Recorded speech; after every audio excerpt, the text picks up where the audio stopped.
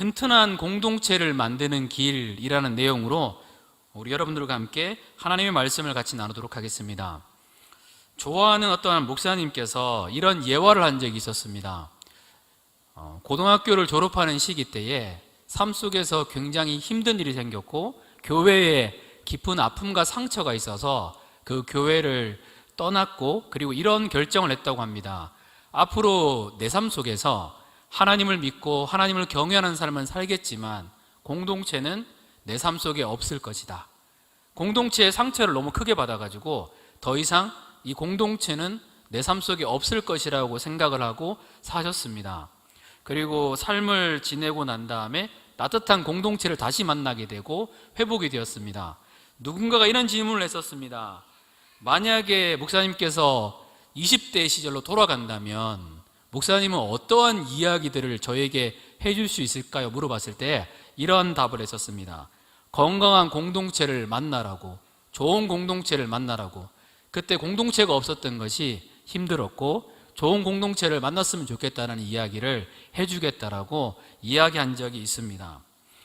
공동체라는 것은 성경에 보면 굉장히 중요합니다. 지금의 시대를 살아가는 우리의 삶 속에서 홀로 무엇을 하는 거, 혼자 여행을 가고 혼자 놀고 혼자 무엇을 하는 것이 익숙할 수 있었지만 성경에서 나오는 말씀들에서는 혼자보다는 공동체에 대한 강조가 상당히 많이 있습니다. 왜 성경에서는 이 공동체에 대한 강조를 많이 하는 걸까요? 첫째는 히브리서 10장 25절 말씀입니다. 같이 한번 읽어볼까요? 자, 시작. 모이기를 폐하는 어떤 사람들의 습관과 같이 하지 말고 오직 권하여 그날이 가까움을 볼수록 더욱 그리하자. 네, 히브리서 시대 때는 기독교 역사상 굉장히 심각한 박해와 핍박이 있었던 그러한 시기였었습니다. 이러한 시기를 걷다 보면 사람들의 마음이 차가워지게 되고 모이는 것을 외면하게 되어 있습니다. 근데 주님은 어떤 이야기를 하시는가 하면 그럴수록 모이기를 피하는 어떤 사람들의 습관과 같이 하지 말고 오직 권하여 모이라라고, 주님이 그날이 가까워옴을 볼수록 더욱 그리하자라고 권면하고 있습니다.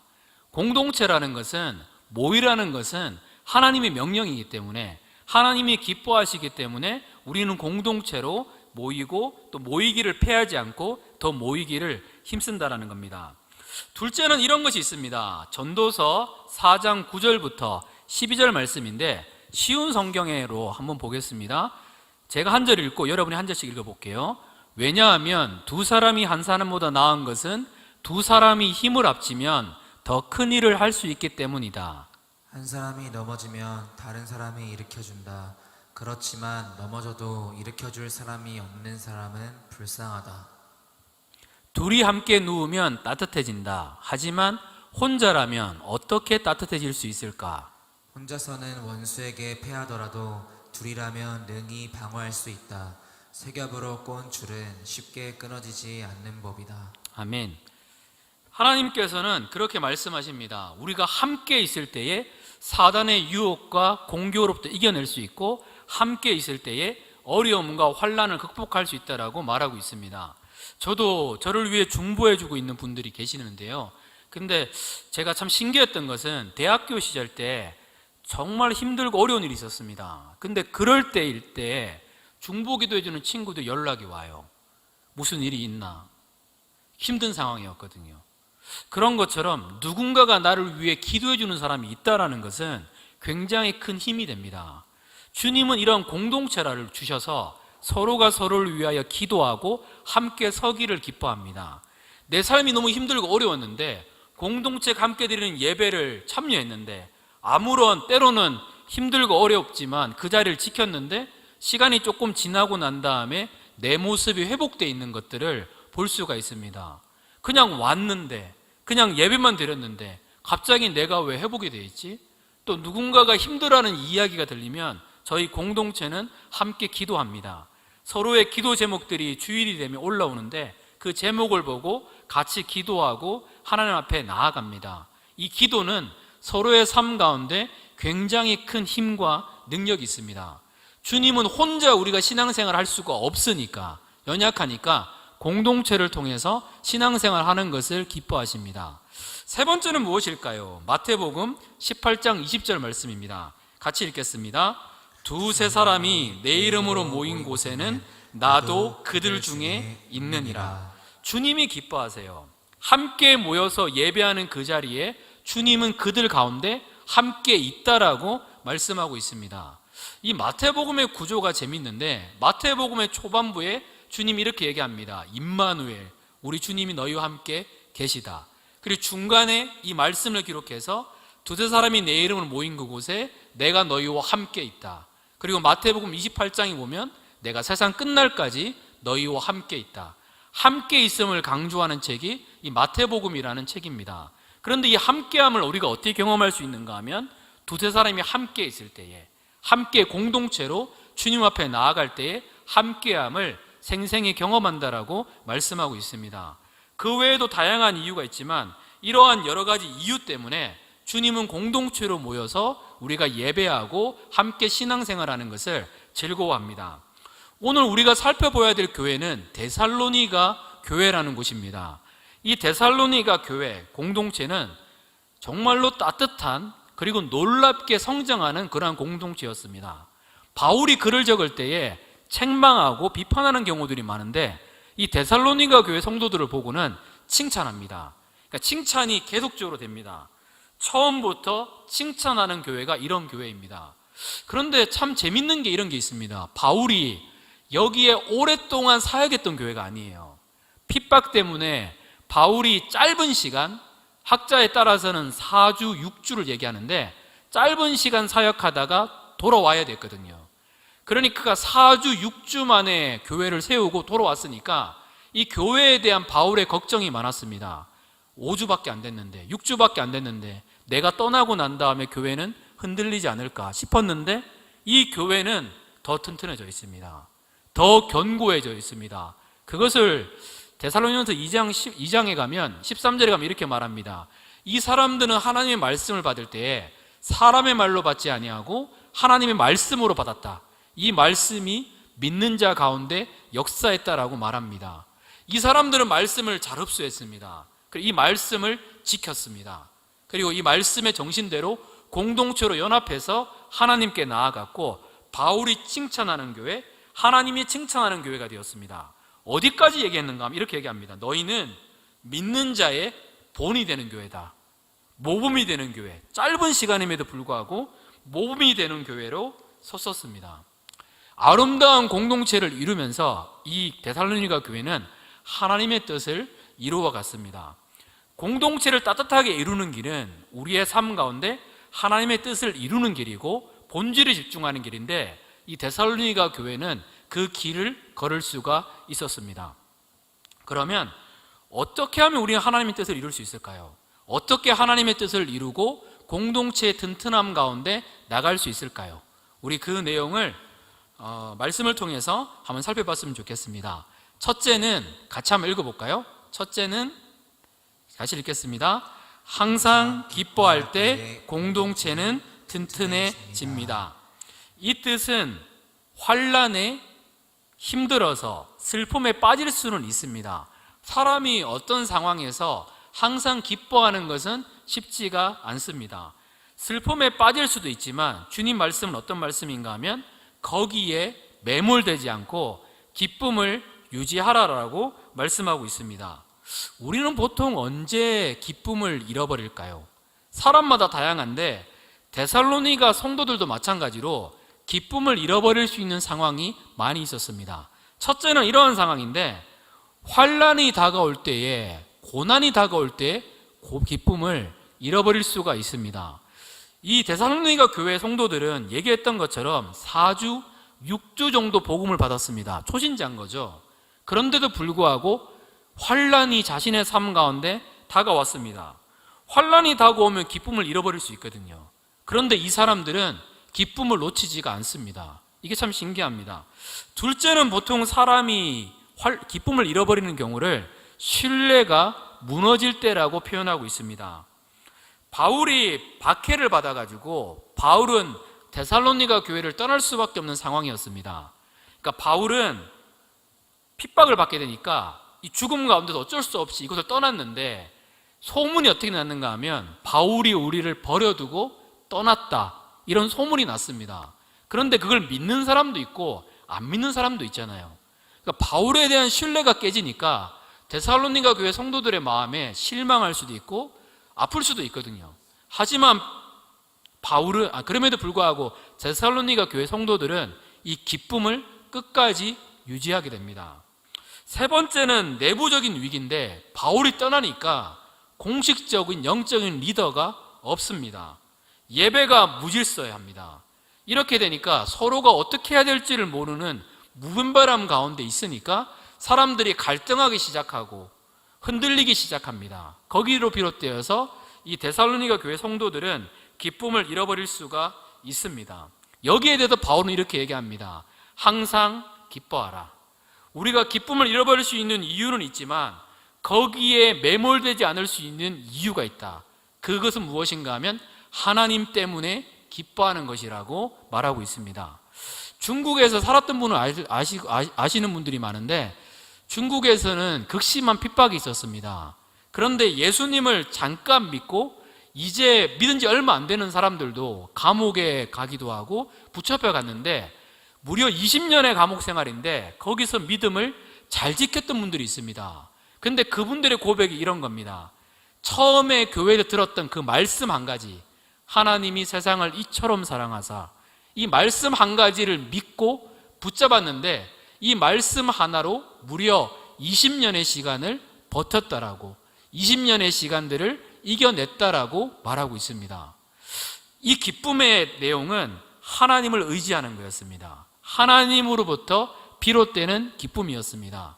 그 기쁨 가운데 나가니까 이분들은 굉장히 행복했습니다. 사실 긍정적인 사고를 갖는 것도 기쁨을 갖는데 도움이 됩니다. 우리 청년들은 어떤가 모르겠습니다. 중고나라나 다른 곳에서 당근마켓에서 직거래를 하거나 물건을 산 적이 많으실까요? 많으신 분도 있고 아닌 분도 있는데, 그 인터넷 사이트에 올라온 글인데 흥미로워서 한번 이 얘기를 한번 나눠보려고 합니다. 어떤 분이 핸드폰 거래를 하기로 했습니다. 핸드폰을 파는 거죠. 핸드폰을 팔려고 마음을 먹었습니다. 근데 추운 날 만나기로 했는데 그 약속했던 사람이 약속 시간이 오지 않았습니다. 여러분이 그러면 어떨까요? 자, 물건을 팔기로 했습니다. 근데 물건을 사기로 한 사람이 안 왔습니다. 그러면 당연히 어디세요나 문자나 전화하겠죠. 보냈습니다. 그러니까 이분이 이렇게 얘기합니다. 차가 막히네요. 빨리 갈게요. 이렇게 얘기를 했습니다.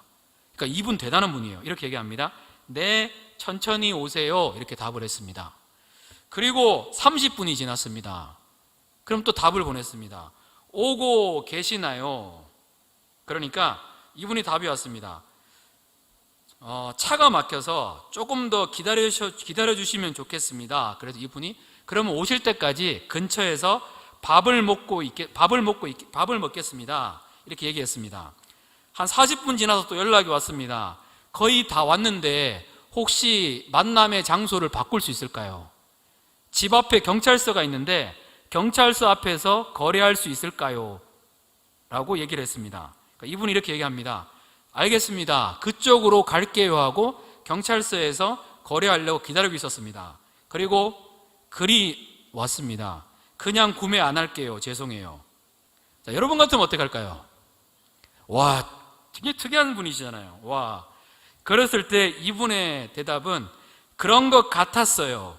그래도 덕분에 달도 보고 밥도 맛있게 먹었네요. 와, 이런 사람도 있네요. 세상을 살면서. 그래서 댓글을 보니까 이런 댓글이 있습니다. 유쾌하다. 나도 저렇게 긍정적이고 낙천적으로 살아야겠다는 마음이 드네. 우리가 이렇게 살면 열불 날 것 같아요. 쉽지 않을 것 같아요. 근데 이렇게 사는 삶도 참 괜찮을 것 같아요. 마지막 댓글이 이겁니다. 집에 와서 10,000원 더 비싸게 올렸는데 바로 쿨거래가 이루어졌다. 좀 특이한 것 같죠. 어쩌면 긍정적인 사고를 갖는 것도 기쁨을 잃어버리지 않는데 도움이 됩니다. 하지만 기독교의 기쁨은 이것과 좀 차이가 있습니다.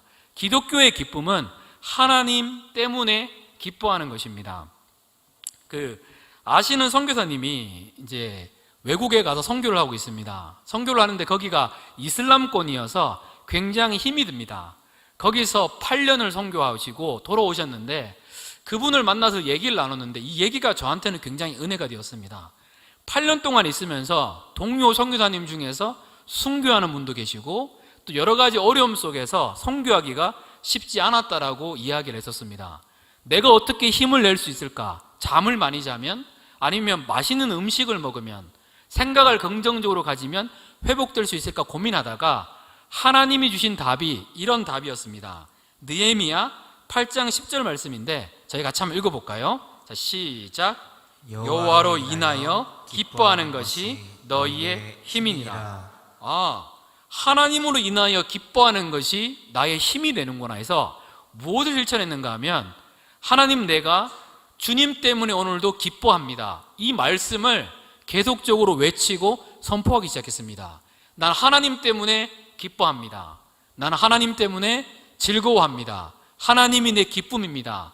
이걸 외치다 보니까 하나님이 보여지는 거예요. 하나님은 아름다운 분이십니다. 나는 하나님 때문에 기뻐합니다 하는데, 이 선교사님이 그 얘기 하시더라고요. 내가 8년 선교하면서 한 가지 배운 게 있는데, 여호와를 기뻐하는 것이 내 힘이었다. 다른 것을 향한 기쁨이 아니라 하나님을 기뻐한다고 고백을 계속했는데, 그 말도 안 되는 아픔의 상황에서도, 동료가 순교당하는 그 순간에서도 하나님이 부어주시는 그 기쁨을 지킬 수 있었다라고 말하고 있습니다. 마찬가지로 주님이 우리를 기뻐하시는, 주님께서 우리를 회복시키는 길은, 튼튼한 교회를 만드는 것은 하나님으로 말미암아 기뻐하는 겁니다. 그 하나님으로 말미암은 기쁨이 우리 성도님들, 청년들에게 가득하시기를 축복합니다. 우리 두 번째는 무엇일까요? 같이 한번 읽어볼까요? 두 번째. 자, 쉬지 않고 기도할 때에 튼튼한 공동체가 이루어집니다. 방통실에 아무도 없으신가요? 네. 자, 쉬지 않고 기도할 때 튼튼한 공동체가 이루어지게 되어 있습니다. 쉬지 말고 기도하라라고 주님은 말씀하고 있습니다. 시간차로 지금 나왔습니다. 같이 읽어볼까요? 자, 시작. 쉬지 않고 기도할 때에 튼튼한 공동체가 이루어집니다. 네. 쉬지 않고 기도하라고 말하고 있습니다. 그런데 우리가 중단 없이 기도하는 것 자체가 쉽지가 않습니다. 그런데 왜 주님은 쉬지 않고 기도하라라고 말씀했던 걸까요? 이 내용은 크게 두 가지가 있습니다. 첫째는 기도의 우선순위를 지키라는 이야기입니다.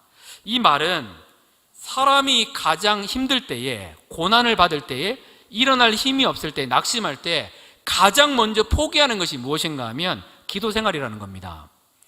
내 삶이 지금 내가 제대로 살고 있다, 내 삶이 그래도 잘 나가고 있다, 그런 상황에서는 기도하는 그 장소를 놓치지 않습니다. 하지만 환난 가운데 내가 지금 힘들고 어렵고 아플 때는 기도하는 것이 쉽지가 않습니다. 하지만 우리가 기도할 때에 살아나고 일어날 수 있기 때문에 주님은 쉬지 말고 기도하라라고 말씀하고 있습니다. 성경의 다니엘도 마찬가지입니다. 다니엘서 6장 10절 말씀은 우리에게 이렇게 말합니다. 같이 읽겠습니다. 다니엘이 이 조서에 왕의 도장이 찍힌 것을 알고도 자기 집에 돌아가서는 윗방에 올라가 예루살렘으로 향한 창문을 열고 전에 하던 대로 하루 3번씩 무릎을 꿇고 기도하며 그의 하나님께 감사하였더라. 다니엘도 마찬가지입니다. 다니엘의 평생에 다니엘을 회복하고 다니엘을 지킬 수 있던 힘은 하루에 3번씩 무릎 꿇고 주님 앞에 기도했던 그 삶입니다. 다니엘은 어떤 상황에 있어도 이 기도하는 것만큼은 포기하지 않았었습니다. 이 상황은 만약에 다니엘이 기도하면 사자굴에 넣겠다, 이런 상황인데도 불구하고 다니엘은 하나님께 나아가가지고 기도하는 길을 포기하지 않고 주님께 나가서 기도했습니다. 다니엘답게 했던 힘은 기도에 있습니다. 그래서 주님은 말씀하십니다. 너의 삶 속에 환난이 있거나 너의 삶 속에 기쁨이 있거나 너의 삶에 어떤 것이 있다면 기도하는 자리만큼은 포기하지 말라라고 우리에게 말씀하고 있습니다. 이게 참 신기한 건데, 예배 가운데 나왔습니다. 예배 드리고 싶지 않아, 힘들어 했는데 그 자리를 지키고 나가고 집중해서 예배를 드렸는데 나도 모르게 갑자기 회복되거나 알 수 없는 평강이 내 마음을 지배하는 것들, 이런 것들을 경험할 수가 있습니다. 그래서 주님은 기도의 자리, 예배의 자리를 지키라고 우리에게 권면하고 말씀하고 있습니다. 근데 혹시 우리 청년들 중에서도 그럴 수 있습니다. 기도가 중요한 건 아는데 기도할 힘이 없을 때가 있을 수 있습니다. 또 어떤 청년은 더 힘이 들어서 예배 나올 힘도 없고 나아갈 힘도 없을 때, 그럴 때는 어떻게 해야 될까요? 제가 개인적으로 하는 방법은 이런 겁니다. 말씀을 잘 때도 마찬가지고 틀어놓습니다. 자기 전에 말씀을 틀어놓습니다. 한 개 1장, 만약에 에베소서 1장이면 1장 말씀을 반복해가지고 계속 들려놓습니다. 그러면 자다 보면 이 말씀을 듣는 건 아니지만 들리잖아요. 근데 재밌는 것은 말씀을 이렇게 듣다 보면 힘들었었는데 6시간 지나고 7시간 말씀을 듣잖아요.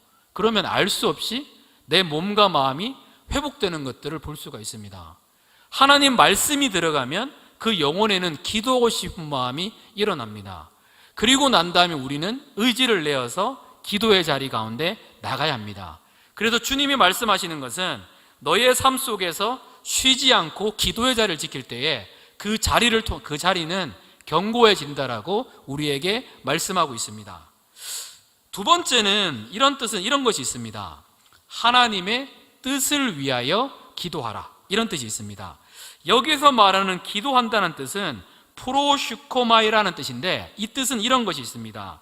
기도하는 사람 자신의 필요를 채우는 것이 아니라 하나님이 기뻐하시는 것, 하나님의 뜻에 따라서 기도하라, 이러한 뜻입니다.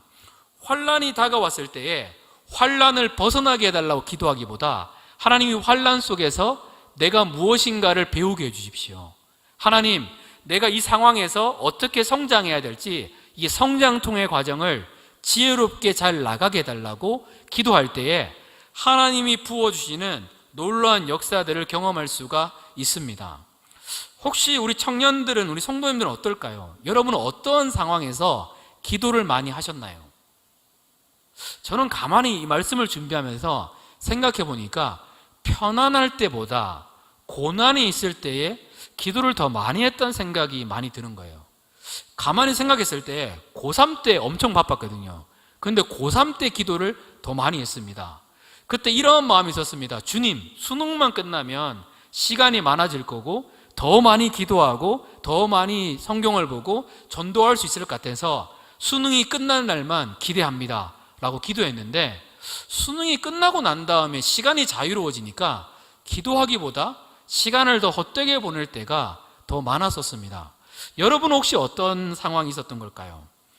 우리의 삶 속에서 우리는 환난이 없는 것을 원합니다. 또 없는 것도 필요하지만 때로는 그 환난이 우리로 하여금 더 기도하게 만들고 그 환난이 도리어 우리로 하여금 신앙의 성장으로 이끌 때가 많이 있습니다. 환난이 기도가 더해지면 환난은 환난이 아니게 됩니다. 왜냐하면 하나님의 도우심으로 극복할 수 있기 때문입니다. 이 쉬지 말고 기도하는 은혜가 우리 성도님들과 청년들에게 가득하시기를 축복합니다. 마지막 세 번째는 무엇일까요? 같이 읽겠습니다. 자, 시작. 범사에 감사하는 공동체는 튼튼해집니다. 디모데후서 3장 2절 말씀입니다. 같이 읽겠습니다. 사람들이 자기를 사랑하며 돈을 사랑하며 자랑하며 교만하며 비방하며 부모를 거역하며 감사하지 아니하며 거룩하지 아니하며. 튼튼해지는 공동체의 특징은 범사에 감사하는 하나님의 공동체입니다. 마지막 때의 증상을 가지고 하나님이 말씀할 때 이런 이야기를 합니다. 마지막 때의 우리의 모습은 범사에 감사하지 아니한다라고 디모데후서 3장 2절 말씀은 기록하고 있습니다. 어쩌면 우리의 삶에 감사를 잃어버리고 있다면 그것은 인생의 위급한 신호가 될 수 있습니다. 마지막 때로 가면 갈수록 사람들의 마음에 감사가 점점 사라집니다. 세뮤엘 라이브보치라는 변호사가 있었습니다. 이 사람은 평생 동안 사형수를 무료로 변호해 주었고 그중 78명이나 되는 무기징역에 있었던 사람들을 구해줬고 죽음으로부터 건져냈던 일을 했던 사람입니다. 78명 사형수들을 무료로 변론해주고 억울한 사람들을 도와줬던 사람들인데, 이 78명 중에서 감사하다라고 고백했던 사람은 몇 명이었던 걸까요? 자기의 시간과 돈을 투자해서 이 사람들을 변호해 줬습니다. 그런데 78명이었는데 이 78명 중에서 어느 누구도 자기에게 와서 감사합니다 라고 말한 사람이 아무도 없습니다. 반면에 이 데살로니가 교회를 이끌어서 바울이 뭐라고 얘기를 하면, 이 교회 성도들은 감사를 열매로 생각하는 사람이다, 감사가 습관적인 사람이라고 말씀하고 있습니다. 그렇게 감사하는 사람에게 하나님 때문에 더욱더 감사하라고 바울은 권면하고 있습니다. 우리 사랑하는 청년들의 삶 속에서는 감사가 많으신가요? 오늘 하루를 돌아보면서 우리 얼마나 많은 감사를 했던 걸까요? 우리 옆에 있는 분을 잠깐 한번 쳐다볼까요? 쳐다봐서 그 옆에 있는 분한테 감사한 사항을 한 가지씩만 이렇게 한번 얘기해 주시면 좋을 것 같아요. 옆에 있는 분한테 딱 보시고 감사한 것 한 가지씩만. 어색하기도 한데 화이팅! 네, 감사합니다.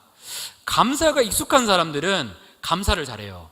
근데 감사를 많이 안 해본 사람들은 감사가 쉽지가 않습니다. 예전에 한 청년이 이렇게 얘기하더라고요.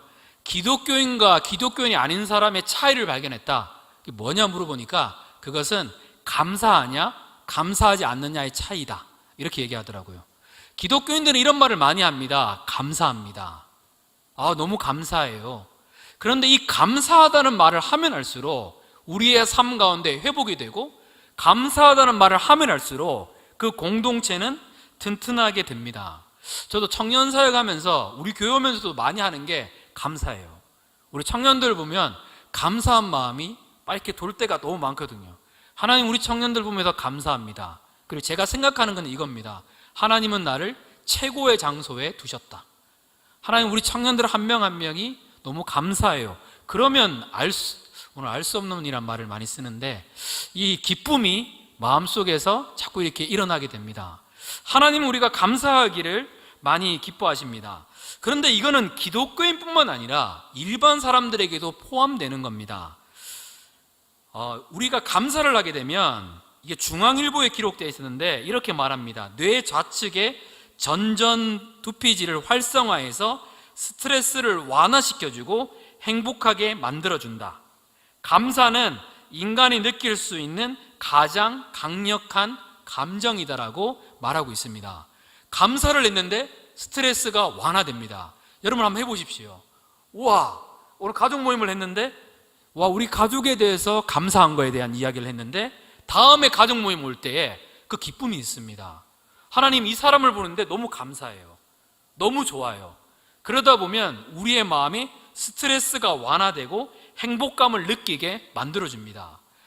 내가 행복해야지 이게 아니라 감사하는 사람이 행복하지, 감사하지 않으면 아무리 많은 걸 가진 사람도 행복할 수가 없습니다. 그래서 탈무드라는 책에 보면 이렇게 기록되어 있습니다. 행복은 소유에 있지 않고 얼마나 감사하는가에 달려있다. 수천억 수천조가 있다 그래서 행복한 것이 아니라 내가 이 삶 속에서 진심으로 감사하기 시작한다면 내 삶의 기쁨과 행복을 누릴 수 있다라고 말하고 있습니다. 길을 이렇게 걷다가 예쁜 나무가 있습니다. 그러면 감사가 뛰어난 사람, 공감력이 뛰어난 사람은 너무 감사해요, 너무 기뻐요, 이런 고백들이 나옵니다. 그런데 감사가 익숙하지 않은 사람은 뭐 있는 거지 하고 지나갑니다. 감사는 표현하면 표현할수록 점점 더 커지고 사람들의 마음을 행복하게 만듭니다. 이 감사가 나는 우리 청년들과 우리 성도들에 가득했으면 좋겠습니다. UC 데이비스의 심리학 교수인 로버트 에몬스는 이렇게 얘기합니다. 이 사람은 감사의 실험을 많이 했는데 감사하는 사람이 훨씬 살아있고 매사에 적극적이고 열정적이며 다른 사람과 더 가까워짐을 느낄 수 있다. 여러분, 사람들과 친하고 싶은 사람, 더 가까이 하고 싶은 사람은 감사를 많이 해보십시오. 하나님 감사합니다. 이 고백들을 많이 했는데 이 사람과 가까워진다. 이 사람과 친절하다는 것을 더 많이 느낄 수 있다라고 그렇게 말하고 있습니다. 그래서 윌리엄 로우라는 사람이 이렇게 얘기합니다. 세계 최대의 거룩한 사람은 기도를 많이 했거나 금식을 많이 했거나 자선을 베풀었던 사람이 아니라 범사에 감사한 사람이다. 범사에 감사하면 세상이 줄 수 없는 기쁨과 즐거움을 누릴 수 있습니다. 이 감사가 우리 사랑하는 성도님들과 청년들에게 가득하시기를 축복합니다. 마지막으로 이 말씀을 하고 말씀을 정리하겠습니다. 감사는 명령형이잖아요. 내가 그냥 감사할 것이 있어서 하는 것이 아니라 감사는 명령형입니다. 이렇게 마지막 하면 이렇게 나와야 될 것 같은데 안 나오시나요? 네, 명령형입니다. 그래서 이 삶 속에서 계속 감사하다 보면 처음에는 익숙하지 않은데 이 감사가 점점 익숙해지고 평안해지기 시작하면 우리의 마음에 평강과 기쁨이 있습니다. 그리고 그 평강과 기쁨을 통해서 공동체가 튼튼해집니다. 한번 생각해 보십시오. 주님 때문에 기뻐합니다. 주님과 교제합니다. 범사에 감사하면 우리의 영혼이 회복되잖아요. 그러면 공동체를 대할 때 어떻게 대할까요? 더 소중하고 더 귀하게 대합니다. 개인이 회복되면 공동체는 더 회복됩니다. 이 항상 기뻐하고 쉬지 말고 기도하고 범사에 감사하는 은혜가 우리 성도님들과 청년들에게 가득하시기를 축복합니다.